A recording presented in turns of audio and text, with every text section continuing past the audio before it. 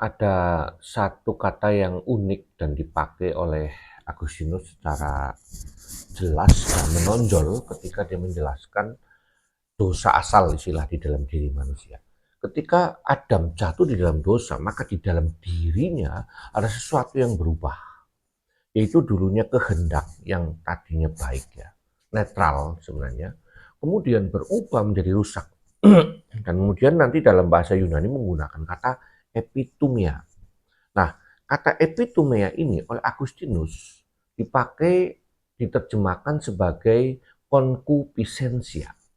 Nah, concupiscencia ini memang hanya dipakai dalam terjemahan Douay Rheims yang banyak dipakai oleh orang-orang Katolik ya.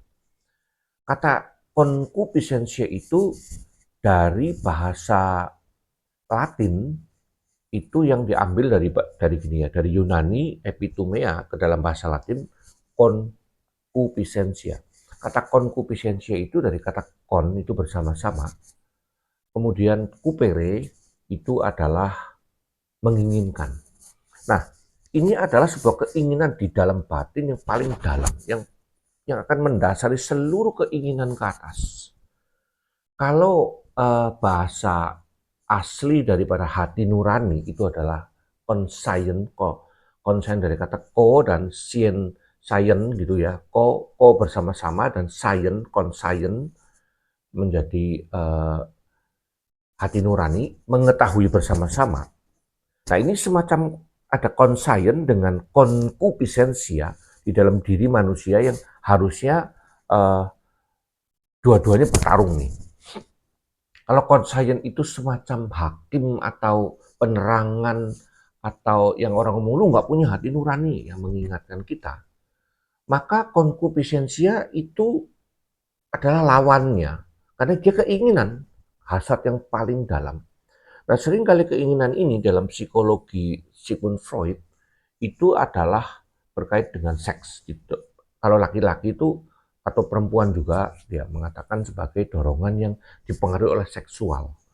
Jadi kalau laki-laki ya lihat perempuan yang BMW, bahenol montok wele-wele, itu langsung lagi walaupun misalnya ya pendeta lah kayak saya ini itu ada cewek yang seksi-seksi lewat langsung nah itu concupiscencia. Tapi tentu setelah hati nurani conscience kita dibersihkan di dalam diri kita ada kata no, nggak boleh. Ada pertarungan di situ. Nah, concupiscencia ini mendorong manusia untuk melakukan banyak hal yang sifatnya adalah dosa. Kemudian dorongan ini menghasilkan kebiasaan dosa. Nah, itu tadi saya bilang, dorongan dari dalam batin untuk melihat sesuatu yang BMW tadi ya, pahenol montok wele-wele tadi itu membuat kita punya kebiasaan. Jadi di sini kayak ada pernya, kalau ada cewek cantik, kalau laki-laki hidung belang langsung lah. Nah, ini konsutudo namanya. Nah, ini yang perlu dipahami dalam diri manusia. Orang-orang berdosa itu di dalam batinnya ada dorongan kecenderungan yang selalu berdosa. Ada ayatnya nggak? Ada. Itu dalam Kejadian pasal yang ke-6. Mengapa Tuhan marah sekali di dalam zaman Nuh itu Alkitab berkata kecenderungan manusia itu isinya adalah dosa.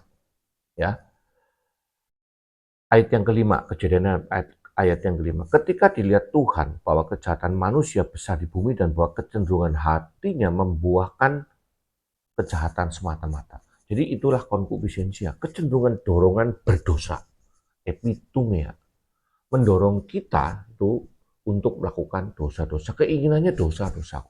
Terlalu banyak hal yang ada di dalam diri kita yang sebenarnya membawa kita kepada banyak dosa. Nah, kelahiran baru ini nanti akan mengubah manusia. Perubahan batin yang baru, hati atau kardia itu yang baru dalam hati manusia, itu akan memulai sebuah proses namanya penyucian, sanctification, di mana pelan-pelan concupiscencia itu akan dikikis, dihapuskan, di shifting ya. Shifting itu bukan di change, karena tidak bisa di change. Shifting itu gini, tadinya ini concupiscencia didorong pelan-pelan melalui proses sanctification Akhirnya inilah yang suci konkupishensia itu diganti dengan hati nurani yang bersih.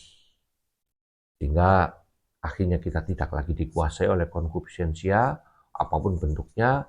Nanti saya akan bahas di dalam bagian yang lain, bahwa nanti konkupishensia itu wujudnya macam-macam. Nah, hati-hati karena ada konkupishensia di dalam diri manusia, sehingga Anda dan saya akan didorong menjauh semakin jauh dari Tuhan. Dan akhirnya kita hidup dalam penderitaan karena kita jauh dari Tuhan. Enoch Walk.